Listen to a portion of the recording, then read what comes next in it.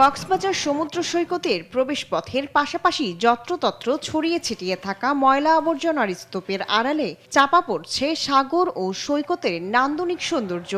দীর্ঘদিন ধরে জমে রয়েছে প্লাস্টিক বর্জ্য, চিপসের প্যাকেট, টিস্যু পেপার সহ ময়লা আবর্জনা। এছাড়া পুরো সৈকতের বালিয়াড়ি জুড়ে যত্রতত্র ছড়িয়ে রয়েছে পর্যটকদের ব্যবহৃত নানা আবর্জনা। পর্যটকরা বলছেন সৈকতের এই ধরনের দৃশ্যে তারা বিরক্ত। এ বিষয়ে প্রশাসনের সংশ্লিষ্ট কর্তৃপক্ষের ব্যবস্থা গ্রহণের দাবি তাদের।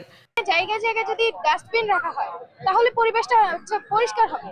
পর্যটক যারা আসে এরা এই যে প্লাস্টিক বা এই যে ময়লা আবর্জনাগুলো এখানে ফেলতেছে, হ্যাঁ, এই জিনিসটা এরা যদি না করে তাহলে এত ময়লা আবর্জনা হয় না। যারা হকার আছে তাদের উচিত একটা ডাস্টবিন রাখা, যাতে খাবারটা পরিবেশটা নোংরা না করে।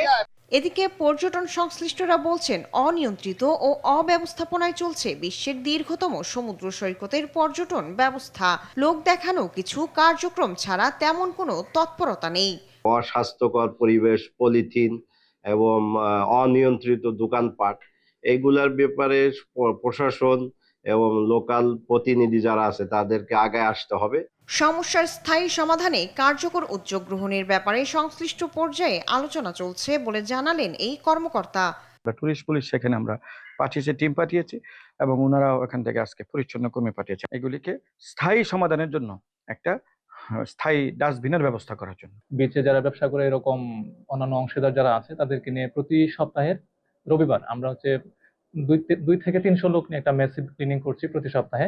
এদিকে কক্সবাজার সমুদ্র সৈকতকে পরিচ্ছন্ন ও পরিবেশ বান্ধব রাখতে আমাদের সমুদ্র রক্ষায় পরিচ্ছন্নতা অভিযান শীর্ষক কর্মসূচি গ্রহণ করেছে জেলা প্রশাসন।